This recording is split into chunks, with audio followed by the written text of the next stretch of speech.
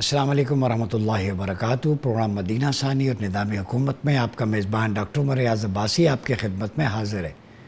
नाज़रीन, दिफ़ाए वतन असल में बक़ाए वतन है। ये वतन की सलामती के लिए, चाहे दाखिली सलामती हो, ख़ारजी सलामती हो, नागुज़ीर है। वतन के वो सपूत जिन्होंने पाक धरती को अपने मुक़द्दस लहू से सैराब किया है, ये एक लंबी तारीख़ है। 48 से लेके 65 ऑनवर्ड मार्का हक़ तक पाकिस्तान के जांबाज सपूतों ने न सिर्फ समंदर में, फ़िज़ा में, मैदान में दुश्मन को नाखून चने चबवाए। 7 सितंबर की बात करें तो योम फ़िदाइया के नाम से याद किया जाता है।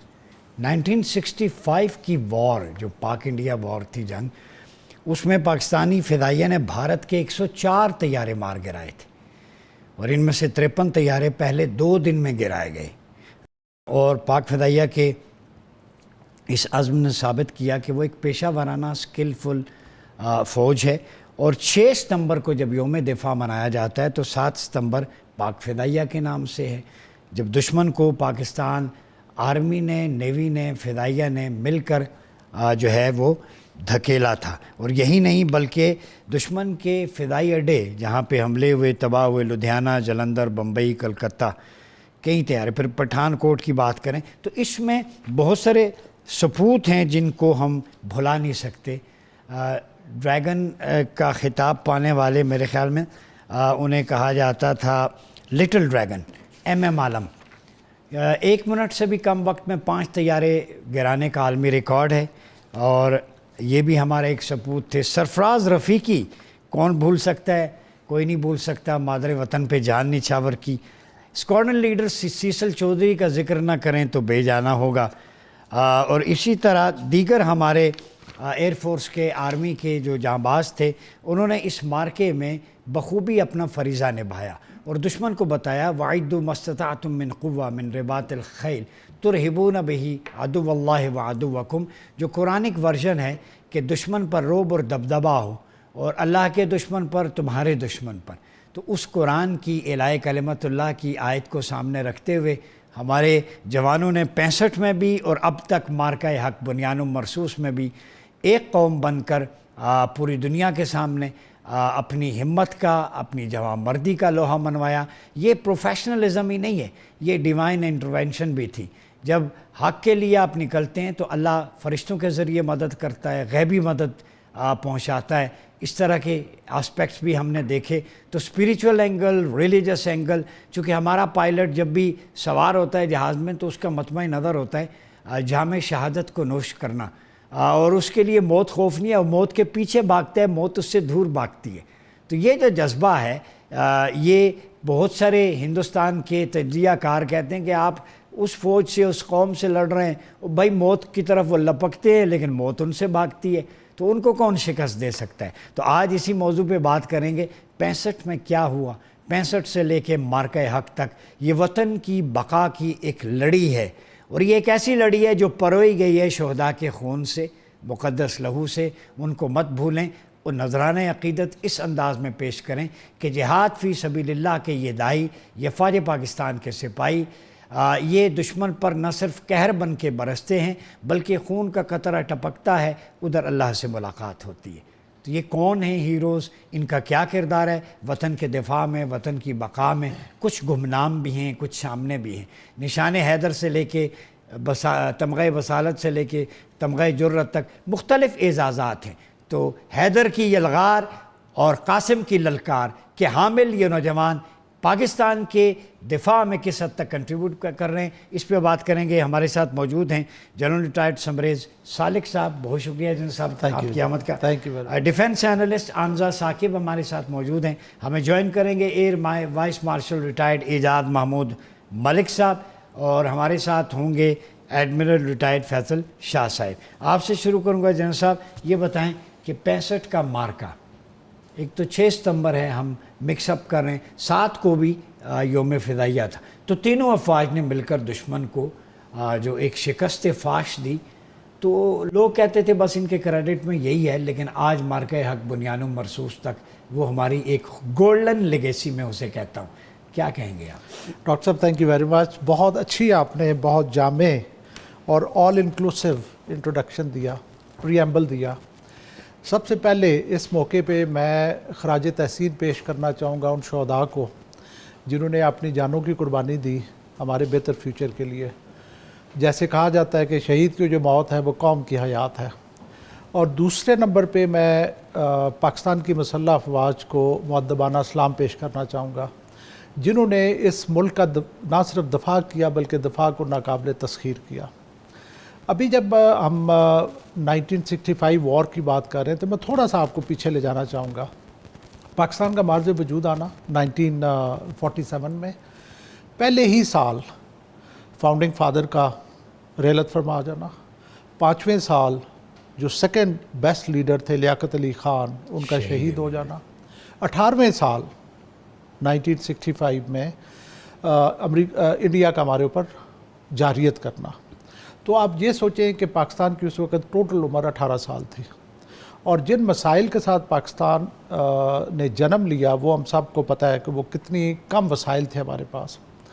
سو اس جارحیت کا جو ریسورسز نہیں تھے, مہاجرین کی آباد کاری کا مسئلہ تھا, آباد کاری کا مسئلہ تھا, ریسورسز ہمیں کم ملے, ہمارے ساتھ انجسٹس کی گئی انڈیا کی طرف سے, تو ہر لحاظ سے ہمارے لیے پرابلمس تھیں. اور یہ ایک آپ یہی سوچیں کہ نومولود بچہ جس کا فاؤنڈنگ فادر جو ہے وہ پہلے سال ہی اللہ کو پیارے, تو کس طرح کی وہاں پہ ایک بے چینی اور اس طرح کی کیفیت ہوگی. اب اگر ہم یہ 1965 وار کی بات کریں, ان وسائل کے ساتھ اس حالت میں انڈیا نے ہمارے خلاف جارحیت کی, کیونکہ انڈیا شروع سے ہی ایکسپیکٹ کر رہا تھا کہ یہ اس کا سروائیول مشکل ہے, یہ پاکستان جو ہے وہ آج ختم ہوا کل ختم ہوا. تو اس نے پریکٹیکلی ہمیں انویٹ کیا, اور جس طریقے سے ہمارے آرمی, ایئر فورس, نیوی تینوں نے مل کے منہ توڑ جواب دیا, قربانیاں دیں, اپنی جانیں دیں. اور وہ مشہور ہے, ہم نے اپنے 65 میں تو میں بہت چھوٹا تھا لیکن ہم نے اپنے پیرنٹس سے سنا ہوا ہے کہ کیسے یہ محسوس ہوتا تھا کہ فرشتے اترے پاکستان کی افواج کی مدد کرنے کے لیے, اور ہمارے جوان مرد لوگوں نے اپنی باڈی کے ساتھ مائنز باندھ کے ٹینکوں کے نیچے لیٹے. تو یہ وہ جذبہ تھا جو آج بھی آپ کو نظر آتا ہے, اور میں یہ سمجھتا ہوں کہ قومیں جو ہے وہ جذبے کے ساتھ لڑتی ہیں. اور الحمدللہ اگر آپ پاکستان آرم فورسز, پاکستانی قوم کو دیکھیں تو وہ جذبہ جو ہے ایک نمایاں ہے پوری دنیا میں. پوری دنیا میں. آنزہ یہ بتائیں کہ کیا لیسنز ہیں, آپ کیا سمجھتی ہیں 65 کی وار میں جو مارکہ حق بنیان و مرصوص تک ہمارے پاس, اس میں کون سی انسپریشنز ہے؟ یوتھ کو بتائیں ذرا, اس قوم کو جو جنریشن زی ہے جن کو نہیں پتہ کہ کیا لیسنز ہیں کہ وطن کا دفاع جو ہے یہ ناگزیر ہے, دفاع وطن اصل میں بقائے وطن ہے. بے شک, اور بہت اچھا جنرل صاحب تو آبویسلی ان میچڈ ہے ان کی انالیسز, اور جنرل صاحب نے ہمیں بڑا اچھا انالیسز دیا اباؤٹ دا پاسٹ. لیکن ہاں, میں پریزنٹ اور فیوچر کی بات کروں گی جیسے آپ نے مینشن کیا ود دا یوتھ. تو اگین اگر میں تھوڑی سی سملیرٹی ڈرا کروں بٹوین 1965 کی جو وار تھی اینڈ بٹوین ابھی جو مارکہ حق ہم نے حاصل کیا ہے, اس کے اندر آپ دیکھیں ایک بڑا جو فیکٹر تھا نا جی, وار جو ایک تو جو کنونشنل وارفیئر تھا, اس کے علاوہ نیریٹو کی جو جنگ تھی. سو پاکستان کو time and time again international کتابوں کے اندر بھی انڈین فالس نیریٹو جو تھا, فالس پروپیگنڈا تھا, جو ہماری ایک جسٹیفائڈ وکٹری تھی جی, اس کو کلیم اور ہائی جیک کرنے کی کوشش کی تھی, اور اس کے اندر بھی انڈیا ناکام رہا تھا. اس کو بار بار انٹرنیشنل کتابوں میں یہ ضرور مینشن کیا تھا جی یہ ایلوژن آف وکٹری ہے. لیکن میں ضرور اپریشیٹ کروں گی ایک ایک ہمارے جوان کو, اور جو ہماری ایون سینئر لیڈرشپ تھی. اگر آپ میجر جنرل شوکت رضا کی کتاب پڑھیں پاکستان آرمی کی جو وار 1965 کے اوپر, اس کے اندر بھی, یا شجاع نواز کے انالیسز پڑھیں, بہت آپ کو ایک کلیئر کٹ ایجنڈا پتہ چل جائے گا کہ پاکستان نے کس طرح دفاع کی ہے. اور اگین ہم اگر دیکھیں تو جو ایک بالکل غلط رخ دینے کی کوشش کی تھی پاکستان کو کہ جی وہ آپریشن جبرالٹر کو بھی ہائی جیک کر کے کہ جی کس طرح ہم نے ڈس ایلوژنمنٹ کریٹ کرنے کی کوشش کی. سو اس کے اندر بھی ہم دیکھتے ہیں کہ even from a naan conventional warfare perspective Pakistan یہاں پہ بالکل اس نے جیت حاصل کی تھی. اور یہاں پہ میں یہ ضرور کہوں گی کہ اس ڈیفینس ڈے پہ ہمیں صرف یہ ریممبر نہیں کرنا چاہیے کہ کیا قربانیاں ہمارے شہداء نے دی ہیں، مگر ہم کتنے ابھی بھی ریڈی ہیں آپریشنلی بھی، بارڈر پہ بھی، اور نان کنونشنل وارفیئر کے اوپر بھی، 5th generation modern hybrid warfare کی اگر میں بات کروں، سائبر وارفیئر کی، میڈیا وارفیئر کی، سائی آپس کی بات کروں، تو ہم نے ابھی بھی مارکہ حق میں یہ چیز پروو کی ہے کہ دنیا جتنا بھی چاہے کوئی فالس نیریٹو بتانا چاہے، پاکستان کی ٹائم اینڈ ٹائم اگین، اگر آپ واٹر ٹیررزم کا کیس دیکھیں، اگر آپ مودی کے فالس فلیگ آپریشنز دیکھیں، وہ سب دنیا کے آگے اب ایکسپوز ہو گئے، اور ہماری جو افواج پاکستان ہے وہ نہ صرف بیٹل ٹیسٹڈ ہے، ان کی ٹیکنالوجیکلی وہ ایوالو کر رہے ہیں، اسٹریٹیجکلی پوائزڈ ہیں، اور کنونشنل تھریٹس اور گرے زون وارفیئر کو پوسٹ پہلگام وہ ٹیکل کرنا جانتے ہیں. اور اگین میں یہاں پہ اپریشیٹ کرنا چاہوں گی کہ دیکھیں this 6 September we are celebrating very close to جو 4 سپٹمبر ہم نے دیکھا ہے کہ جو پاکستان اور چائنا کی جو ابھی پریزنس ہے ان دی انویسٹمنٹ کانفرنس جو چائنا میں ہو رہی ہے، اس کے اندر جو نئی اسٹریٹجک ڈپلومیٹک ٹائز نظر آ رہے ہیں، ہماری جو فل اسپیکٹرم ایک ڈیٹرنس ہم نے کریٹ کی ہے اس ریجن کے اندر، جہاں ہم انڈیا کی جو ہیجمونک ایمبیشنز تھے اس کو ہم نے کس طرح ٹیکل کیا ہے، وہ بھی ہمیں اپریشیٹ کرنا چاہیے. اور پھر field marshal general Asim Munir کا جو وزٹ تھا ان دا یو ایس، اس کو بھی ہم یہاں پہ ریٹریٹ کریں. جی اعجاز ملک صاحب ایئر وائس موٹائڈ آپ نے جوائن کیا. اعجاز صاحب یہ بتائیں، ہم 65 کی بات کر رہے ہیں، 7 ستمبر یوم فدائیہ کے ساتھ خاص ہے، تو کیا لیسن ملتے ہیں اس وقت کی فدائیہ کا رول اور مارکہ حق بنیان و مرصوص میں رول؟ فدائیہ وہی ہے، صرف چہرے بدلیں، لیکن سکل، ڈٹرمنیشن، ٹیکنالوجیکل ایڈوانسمنٹ کے ساتھ ساتھ ہر چیز میں بہتری آئی ہے. کیا کہتے ہیں آپ؟ آپ نے بالکل صحیح کہا، بس اس میں ایک چیز ایڈ کروں گا کہ فضائیہ بھی وہی ہے، اکوپمنٹ بدلا ہے، لوگ بدلے ہیں، لیکن فضائیہ وہی ہے. اور ایک اور چیز جو ہے وہ یہ ہے کہ دشمن بھی وہی ہے.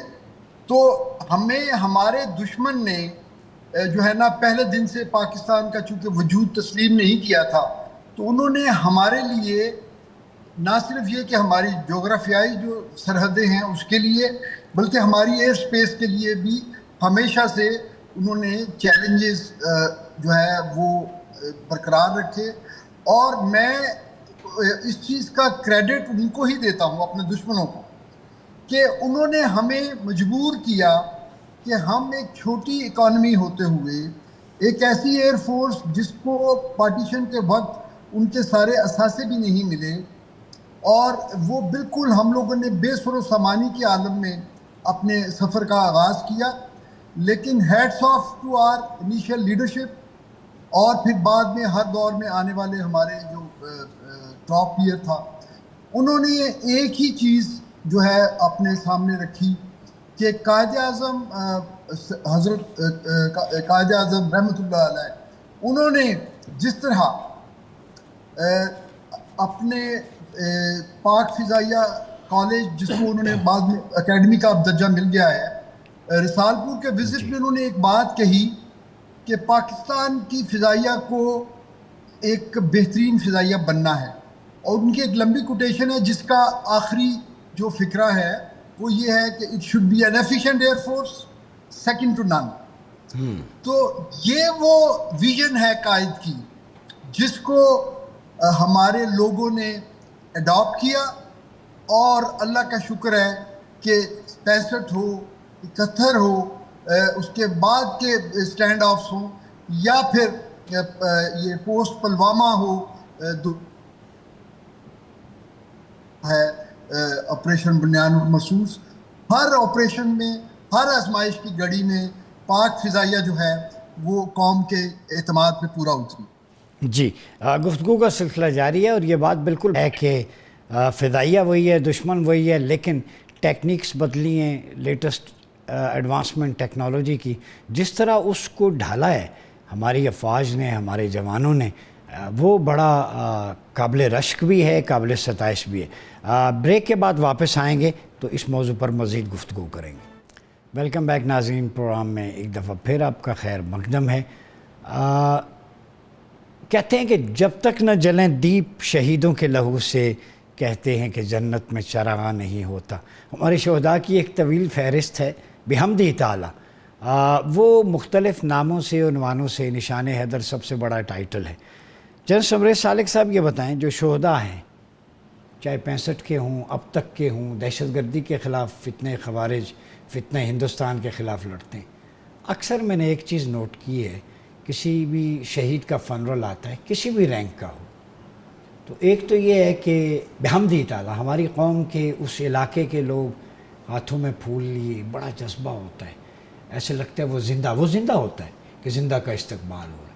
اور ان کے والدین کو میں نے اکثر کے پیشنٹ کو دیکھا 100% بلکہ کہ وہ جی اللہ کی امانت تھی وطن پہ قربان ہو گیا 100 بیٹے بھی اور تو یہ جذبہ سن کے 100 ہندوستان آ جائے پھر بھی شکست نہیں دے سکتے. دیکھیں ڈاکٹر صاحب سب سے پہلے میں یہ کہنا چاہوں گا کہ بار بار یہ چیز ہمارے سامنے نمایاں ہو رہی ہے کہ پاکستان ریئلی مملکت خدا داد ہے, اللہ تعالیٰ کی دی ہوئی مملکت ہے. پاکستان کا بننا رمضان کے مہینے میں 27ویں رمضان کو جمعے کے دن قائد اعظم کی آخری ایام میں آخری سال میں زندگی کے آخری سال میں ایک معجزے سے کام نہیں تھا. اس کے بعد جتنے بھی چیلنجز آئے ہیں پاکستان میں تو پاکستان نے یہ پروو کیا ہے کہ تھوڑے وسائل کے ساتھ بڑے نتائج. ابھی جو آپ نے شہداء کی بات کی ہے پاکستان کی لیڈرشپ کیونکہ جنگیں ظاہر ہے آپ نے وہ جو لیڈر کا ایک بہت نمایاں کردار ہوتا ہے تو ایک فگر میں آپ سے شیئر کرنا چاہوں گا کہ لیڈر ورسز لیڈ کہ جن کو لیڈ کیا جا رہا ہے جو جوان ہیں ان کے ساتھ کیا ریشو ہے ان لیڈرز کی جو کہ اپنی جان کا نذرانہ پیش کر رہے ہیں. امریکہ کی یہ فگر ہے 1:141 اور سم تھنگ لائک دیٹ 141 کے لگ بھگ جوان شہید اگر زندگی دیتے ہیں جان دیتے ہیں تو ایک لیڈر ساتھ دے رہا ہے. انڈیا کی ہے 1:51-52 اس طریقے سے. پاکستان کی ہے 1:27. 27 جوانوں کے اگینسٹ ایک لیڈر نے جان دی ہے سب سے زیادہ. آپ یقین کریں کہ دنیا حیران ہے کہ یہ وہ واحد فوج ہے جس میں 3 اسٹار نے بھی جان دی ہے, جس میں 2 اسٹار نے بھی جان دی ہے کافی ساروں نے, اور جس میں 1 اسٹار تو بے انتہا ہے. تو امریکن آرمی سوچ بھی نہیں سکتی کہ کوئی ریڈ ٹیپ ان کا جو جنرل آفسرز ہیں ان میں سے کوئی جو ہے وہ جان دے گا جان میں. تو میں یہ سمجھتا ہوں کہ ہماری جو کامیابیاں ہیں اس میں سب سے بڑا عمل جو ہے وہ ہماری لیڈرشپ کا ہے. یہ انہوں نے بالکل نہیں گھبرائے, چاہے وہ 65 کی وار تھی, چاہے 71 کی وار تھی, کارگل وار تھی, آپ یہ وار آن ٹیرر ہم نے دیکھی ہے, اور یہ جو ابھی ہم نے 25 کا مارکہ دیکھا ہے. اس میں لیڈرز نے فرنٹ سے لیڈ کیا ہے اور ہمیں رزلٹ ملے ہیں. اس کے علاوہ میں ایک چیز اور ذکر کرنا چاہوں گا آپ سے. 65 وار جو تھی وہ 3rd جنریشن وار تھی. ہم وار فیئر کو ڈیوائڈ کرتے ہیں جنریشن میں, first generation, second generation, 3rd, 4th and 5th. 65 ہم نے لڑی 3rd generation warfare. War on terror ہم نے لڑی 4th جنریشن وار فیئر. ابھی ہم نے 2025 میں لڑی 5th جنریشن وار فیئر. تو آپ دیکھیں کہ پرفارمنس تھرو آؤٹ کنسسٹنٹ ہے. اعجاز ملک صاحب یہ بتائیں نور خان صاحب کا ذکر آتا ہے, میں انہیں پڑھتا رہا ہوں بہت سارے ریفرنسز. ایک کہلے مسیحا کی حیثیت چونکہ ان سے اچھا ایڈمنسٹریٹر بہت سارے ادارے PIA ہو, اسکواش ہو, اسپورٹس انڈسٹری میں, ریلوے میں باکمال آفیسر بھی تھے, مینیجر بھی تھے. تو نور خان صاحب کی ایئر فورس کے لیے کیا خدمات رہی؟ دیکھیں جی, نور خان صاحب ہمارے دوسرے کمانڈر تھے اور انہوں نے 65 وار کو لیڈ کیا جی. اور ان کا جو لیڈرشپ سٹائل تھا وہ ایگزیکٹو لیڈرشپ سٹائل نہیں تھا.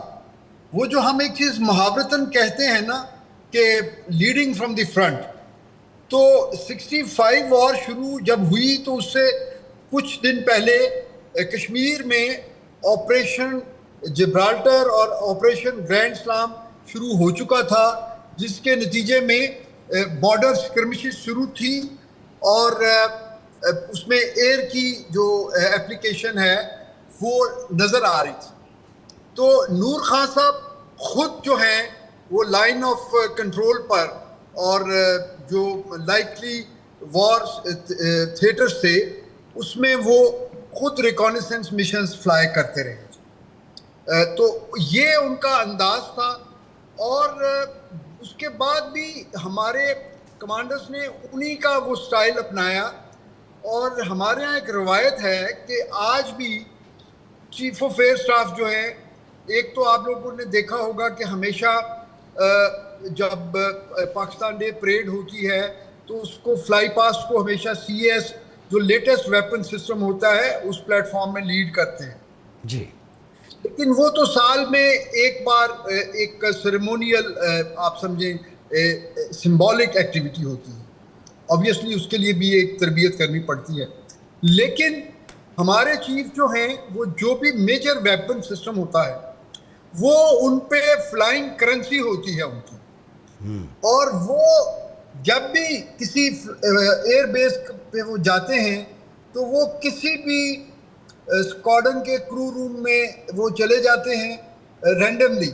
اس کا پہلے سے کوئی پلان جو ہے وہ نہیں ہوتا, کسی کو پتہ نہیں ہوتا. اور وہ کسی بھی اسکواڈن میں جو نارمل اسکواڈن پائلٹس ہوتے ہیں ان کے ساتھ وہ جا کے وہ اپنا فلائنگ کور آل چینج کرتے ہیں اور جا کے وہ جو ہے ان کے ساتھ ایک نارمل مشن میں ایز نمبر 2 یا ایز اے لیڈر وہ جس طرح کی بھی فارمیشن شیڈیول ہوئی ہو وہ خود فلائی کرتے ہیں. تو اس کے دو نتائج ہوتے ہیں جی بڑے پرٹیننٹ. ایک تو یہ ہے کہ ان ینگ آفیسرس کو یہ موٹیویشن ملتی ہے کہ ہمارا جو کمانڈر ہے وہ خود بھی ہینڈز آن ہے ان تمام پلیٹ فارمز پہ جن کو ہماری فضائیہ آپریٹ کر رہے ہیں. دوسرا یہ کہ جب وہ بچے جو ہیں وہ سینئر موسٹ کمانڈر جو ہے ان کی چین آف کمانڈ میں جب وہ ان کے ساتھ وہ انفارملی انٹریکٹ کرتے ہیں مشن بریف کے لیے, مشن ڈی بریف کے لیے, تو وہاں سے جو ہے نا فیلڈ کی پلس ملتی ہے. ٹھیک ہے, آپ کا پوائنٹ آ گیا. بہت شکریہ ایئر وائل اعجاز ملک صاحب. آنزا یہ بتائیے کہ ابھی ہم جس نہج پہ ہیں کتنا امپورٹنٹ ہے ٹیکنالوجی کا, AI بھی ہے, لیٹسٹ انسٹرومنٹس ہیں, ہماری فورسز ویل ایکوپڈ ہیں الحمدللہ, تو اس کا کتنا ٹیکنالوجی کا رول ہے اب جدید جنگوں میں؟ جی میں بالکل یہ کہوں گی کہ بہت زیادہ رول ہے.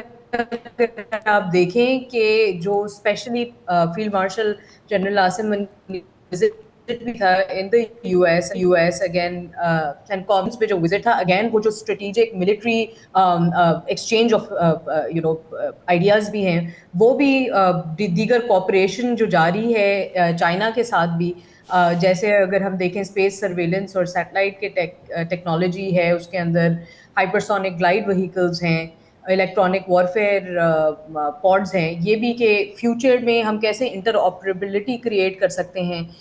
اس کے علاوہ یہ کہ جو ہماری اگین سائبر ڈیفنس کی آپریشنز ہے اس کے اندر بھی AI کا ایک بہت بڑا رول ہے.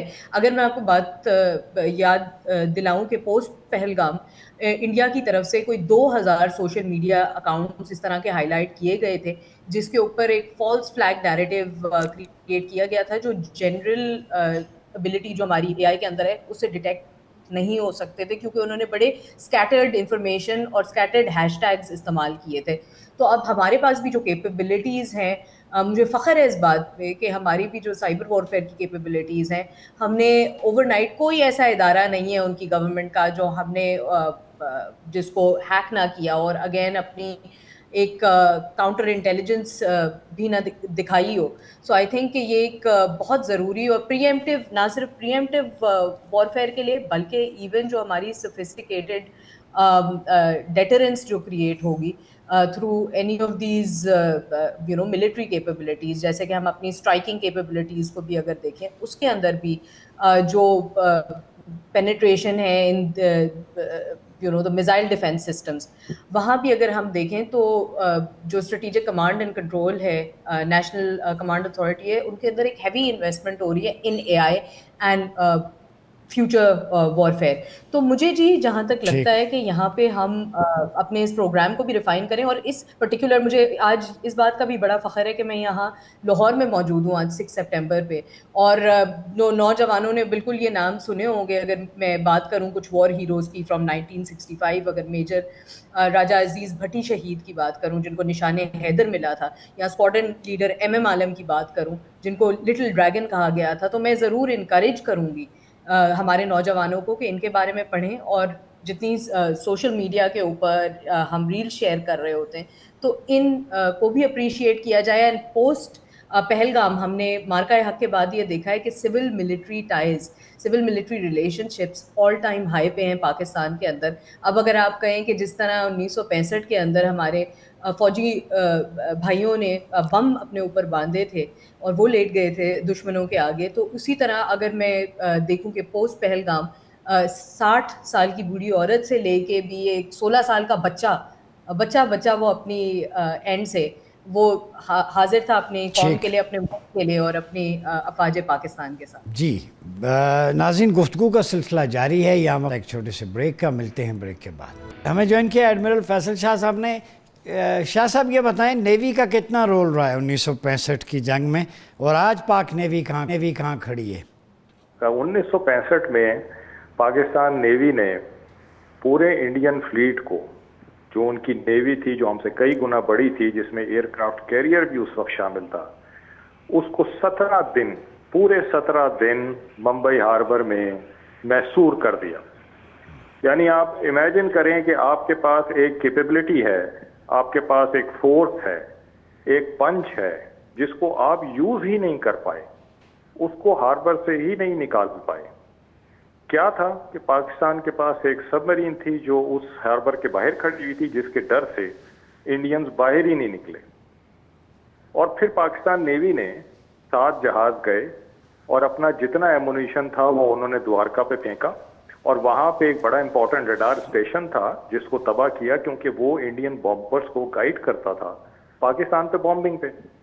تو اس نے پاکستان نیوی نے اس ریڈار اسٹیشن کو تباہ کر کے وہ جو بامبرز تھے ان کو اندھا کر دیا, اور وہ پھر بامبنگ بھی نہیں کر سکے.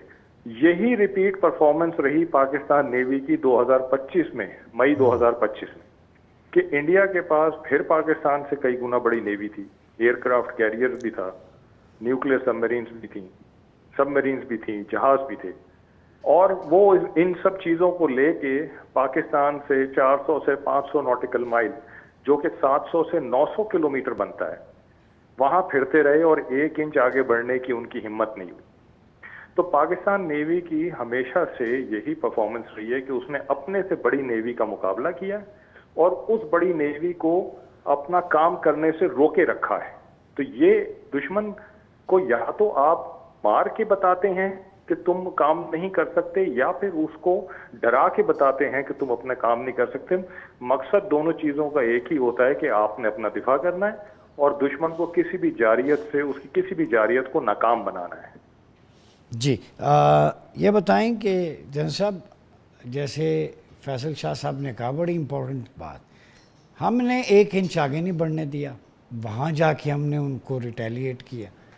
تو اس دور میں پاکستان کی یہ فوج ہے, قومی سلامتی کی ضامن ہے تینوں فرنٹس پہ, فضائیہ, بری, بحری, کتنا امپورٹنٹ ہے نوجوانوں کو, جو جنریشن زی ہے, پھر میں بات کروں گا, کہ ان کو بتایا جائے کہ یہ ہے آپ کی ہسٹری, اصل میں یہ آپ کی اصل آئیڈینٹی اور شناخت ہے, قربانیوں سے بھرا ہوا ماضی حال ہے, مستقبل میں آگے بڑھنا ہو تو یونائٹڈ ہونا ہوگا, صرف اکیلے فوج ہی کتنی قربانیاں دے گی.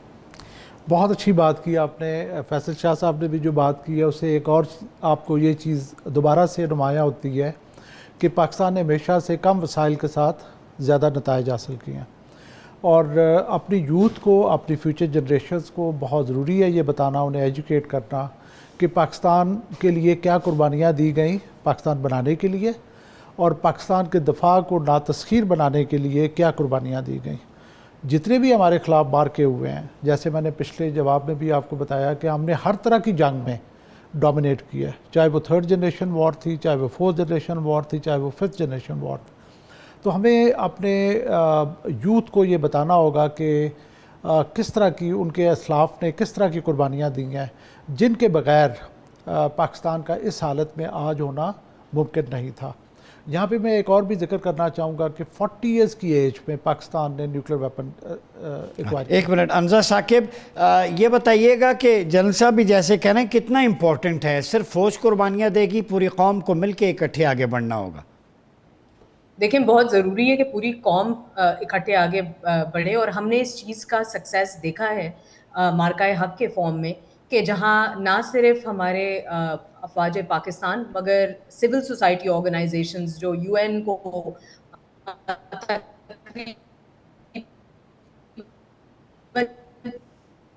430 آرگنائزیشن ہیں جتنی ہماری میڈیا کے اندر ریپرزنٹیشن تھی، بچہ جو سوشل میڈیا وارفیئر انہوں نے کتنی اچھی طرح پاکستان کا دفاع کیا ہے. تو آئی تھنک کہ یہاں ہماری سیاستدانوں کو بھی سوچنا چاہیے کہ بات اب سیاست کی نہیں ہونی چاہیے جس طرح مودی یا نیتن یاہو کرتے ہیں، بات ہونی چاہیے ریاست کی. تو اپنے جتنے بھی سیاسی مفاد ہیں ان کو سائڈ پہ رکھ کے آئی تھنک اگر ہم صرف ریاست کی طرف دیکھیں گے، ہم یہ دیکھیں گے کہ ہم نے انٹرنیشنلی بھی کس طرح سے پاکستان کو اکنامک ایک پاور بنانا ہے، ایک ریجن کے اندر جس طرح نیوکلیئر ڈیٹرنس پاکستان نے کریٹ کی ہے، نہ صرف اپنے ذات کے لیے بٹ جتنے بھی اسلامی ممالک ہیں بلکہ پورے ریجن اور انٹرنیشنل پیس اینڈ اسٹیبلٹی کے لیے پاکستان کے جتنے ایفرٹس ہیں اس کو ریکگنائز کرنے کے لیے پوری دنیا کے آگے آئی تھنک، اور خاص کر یہ جو نیریٹو کی جنگ ہے نا جی، اس کو ایک ڈیلی جنگ ہے جو ہم نے بچے نے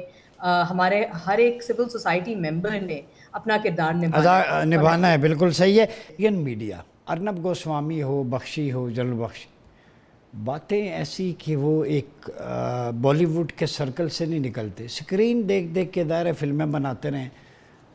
حافظ صاحب کا بھی خوف ہے، فیلڈ مارشل کا، نیوی کا، ایئر فورس کا، یہ ہو گیا جی وہ ہو گیا. تو بھارت کو یہ کوئی ڈپریشن ہو گیا ہے پاکستان کی یہ مارکہ حق بنیان و مرصوص اتنی زوردار چپیٹ زوردار تھی یا کچھ اور فیکٹر ہے؟ دیکھیں ڈاکٹر صاحب، ایون مارکہ حق جب وہ آپریشن چل رہا تھا اس وقت بھی انڈین میڈیا نے بہت ارسپانسبل بیہیو کیا. انڈیا کے بارے میں ہمیشہ کہتا ہوں کہ انڈیا باتیں بہت بڑی بڑی کرتا ہے لیکن جب کلی کھلتی ہے تو پتہ چلتا ہے کتنا پوٹینشیل نہیں ہے. تو اس دفعہ پھر انہوں نے باتیں بہت بڑی کی، اور جو میں سمجھتا ہوں کہ جو مین دو پہلو جس پہ پاکستان نے اس جنگ میں جو حاصل کیے، ایک تو یہ تھی کہ جذبے کا اظہار، کہ پاکستان کا جذبہ بہت انکمپیریبل کسی اور کے ساتھ، اور دوسرا یہ تھا کہ پاکستان کا نیریٹو دنیا نے مانا.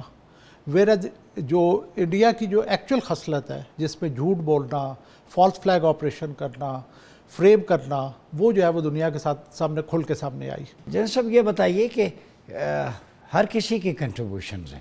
ابھی ایک اسپیکٹ ہم بھول جاتے ہیں، وہ تو جنگوں کا یا میدان میں دفاع وطن بقائے وطن، وطن کا داخلی دفاع بھی امپورٹنٹ ہوتا ہے. کہیں نہ کہیں افواج پاکستان کا بلکہ بہت بڑا رول ہے.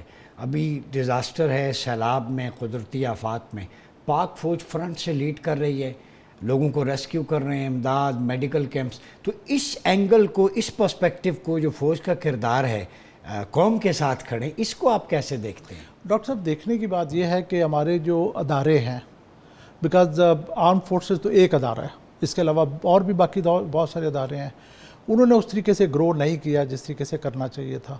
تو جب ادارے گرو نہیں ہوتے تو پھر بوجھ سارے کا سارا فوج کے اوپر آ جاتا ہے. چاہے اس نے ایکسٹرنل فرنٹس کے اوپر لڑنا ہے تو بھی فوج، انٹرنل فرنٹ پہ لڑنا ہے تو بھی فوج، آفتیں آتی ہیں تو بھی فوج، سیلاب آتا ہے تو بھی فوج. تو سارے کا سارا بوجھ جو ہے وہ آرم فورسز پہ آ جاتا ہے. تو میں یہ سمجھتا ہوں کہ ہماری جو پولیٹیکل لیڈرشپ ہے انہیں اس چیز پہ فوکس کرنا چاہیے کہ وہ ہمارے اداروں کو گرو کریں، چاہے وہ پولیس کا ادارہ ہے، چاہے وہ نیشنل ڈیزاسٹر مینجمنٹ کا ادارہ ہے، چاہے وہ اور لا انفورسمنٹ ادارے ہیں. جب تک وہ سارے گرو نہیں کریں گے تو یہ سارے کا سارا بوجھ جو ہے نا الٹیمیٹلی آرم فورسز پہ ہی آئے گا. اور اس کے پیچھے بھی یہ ہے کہ میں سمجھتا ہوں کہ ہم نے کانفلکٹ، لڑائی اتنا لمبا عرصہ دیکھی ہے جس کی وجہ سے ہمارے ادارے اس طریقے سے گرو نہیں کر سکے جس طریقے سے انہیں کرنا چاہیے تھا. بہت شکریہ جنرل سمرے سالک صاحب، اعجاز ملک صاحب، حمزہ ایڈمرل ریٹائرڈ فیصل شاہ صاحب. سم اپ کرتے ہوئے اتنا ضرور کہوں گا جیسے نے کہا کہ جب بھی آفت آئے تو پاک فوج، زلزلہ ہو تو پاک فوج، سیلاب ہو تو پاک فوج، نیشنل ڈیزاسٹر ہو تو پاک فوج، لوگوں کو ریسکیو کرنا ہو تو پاک فوج، سیلاب میں پھنسے ہوئے لوگوں کو نکالنا ہو کشتیاں لے کے پاک فوج، راشن کی تقسیم ہو تو پاک فوج، میڈیکل کیمپ لگانا ہو تو پاک فوج، ہندوستان کے خلاف مارکہ حق میں بنیان و مرصوص بن کے لڑنا ہو تو پاک فوج، داخلی محاذ پر فتنہ خوارج کی بے کنی کرنی ہو تو پاک فوج، فتنہ ہندوستان کا مقابلہ کرنا ہے تو پاک فوج، سینے پہ گولی کھانی ہو تو پاک فوج. میں دعوے سے کہتا ہوں، چیلنج سے، دنیا کا کوئی مائی کا لال بتائے اتنی بڑی فوج، اتنا بڑی ذمہ داری مختلف فرنٹس پہ کس فوج نے آج تک ادا کی؟ پوری دنیا کی ایجنسیز اس کے خلاف ہیں، پوری دنیا کی طاغوتی سامراجی استعماری طاقتیں اس کے خلاف، مگر پھر بھی یہ ڈٹی ہے اپنے وطن کے لیے، الہ کلمت اللہ کے لیے، اور مدینہ طیبہ کو، مدینہ ثانی کو مدینہ طیبہ بنانے کے لیے پرعزم ہے۔ ہمیں چاہیے ہوگا کہ جو باقی سویلین انسٹیٹیوشنز ہیں وہ بھی اپنی کیپیسٹی بڑھائیں، وہ بھی نیشن بلڈنگ میں آئیں، کسی نے نہیں روکا۔ Life is not for sale. ایک فوجی جوان جو اپنی جان بھی قربان کرتا ہے، اس کی اور بھی اپنی ڈومین میں ذمہ داریاں ہیں، سارا بوجھ ہم ایک ادارے پہ ڈالیں گے تو اس کا بھی ڈسپلن اور اس کی بھی اوپر اوور لوڈ ہو جائے گا۔ تو میرے خیال میں ایک نیشنل کنسنسس ڈیولپ کر کے تو ایک یونٹی آف کمانڈ کا جو اسلام میں بھی تصور ہے، ایک حکمران ہو، وہ ایڈمنسٹریٹر بھی ہو، وہی فیصلہ سازی میں ہو، اس کی شورا ہو، تو یہ اگر سسٹم پاکستان میں آ جائے، کرپشن بھی ختم ہوگی، وزیروں کی فوجی ظفر موج، بیوروکریسی لائیں، چھوٹے صوبے بنائیں، ڈیولوشن پلان دیں جو خلافہ علی منہاج نبوہ کا ماڈل تھا، گورنرز ہوں، عاملین ہوں، تو ہم پاکستان کو سرسبز بنا سکتے ہیں۔ ان اشعار کے ساتھ اجازت چاہوں گا کہ خدا کرے میری عرض پاک پر اترے وہ فصل گل جسے اندیشہ زوال نہ ہو۔ اپنا بہت خیال رکھیے گا۔ اپنے میزبان ڈاکٹر عمر ایاز عباسی کو اجازت دیجیے۔ اللہ